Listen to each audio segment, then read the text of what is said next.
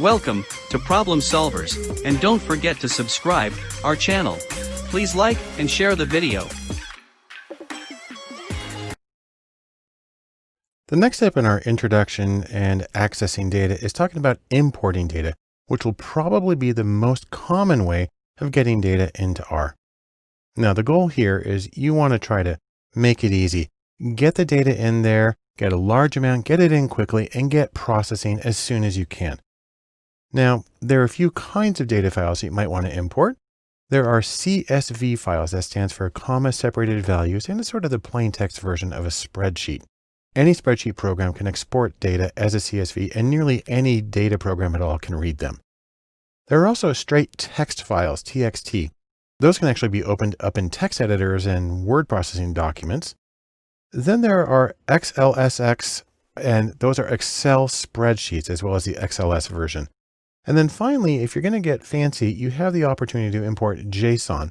That's JavaScript Object Notation. And if you're using web data, you might be dealing with that kind of data. Now, R has built-in functions for importing data in many formats, including the ones I just mentioned. But if you really want to make your life easy, you can use just one. A package that I load every time I use R is Rio, which is short for R Import Output. And what Rio does is it combines all of R's import functions into one simple utility with consistent syntax and functionality, and makes life so much easier. Let's see how this all works in R. Just open up this script and we'll run through the examples all the way through. But there is one thing you're going to want to do first, and that is you're going to want to go to the course files that we downloaded at the beginning of this course. These are the individual R scripts, but it's this folder right here that's significant. This is a collection of 3 data sets. I'm going to click on that.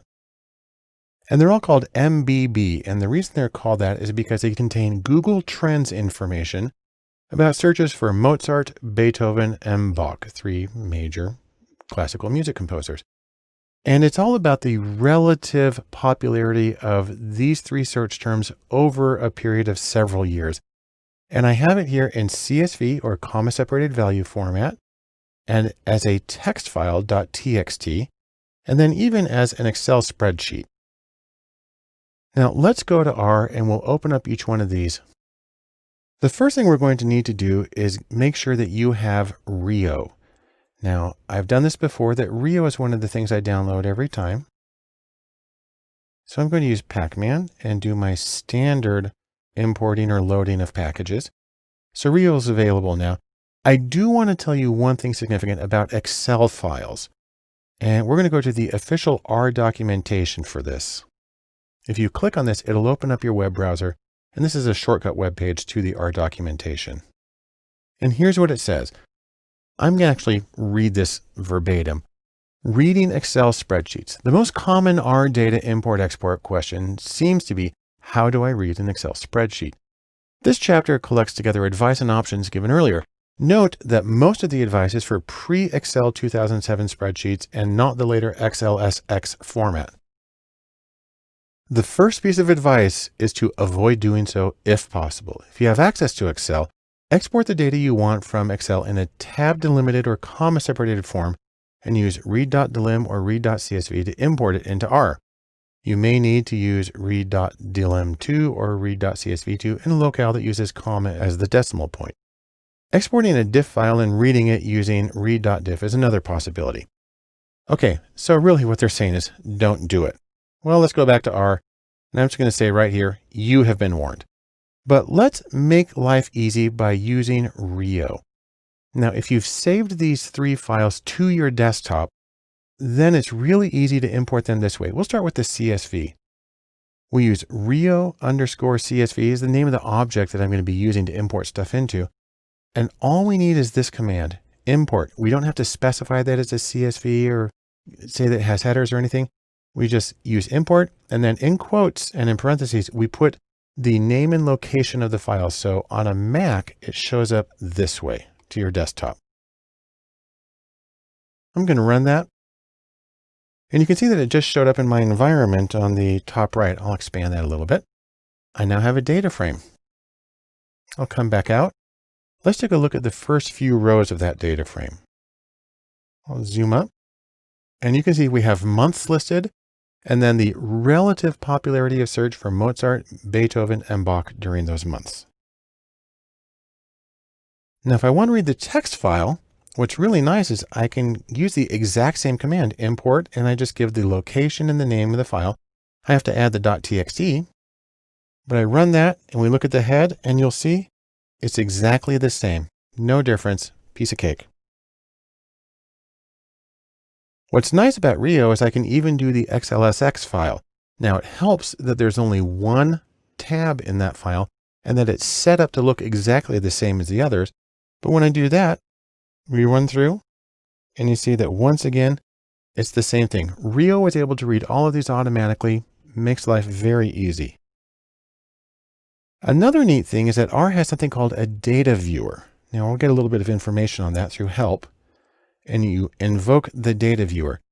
Let's do this one. We do it with a capital V for view, and then we say what it is we want to see.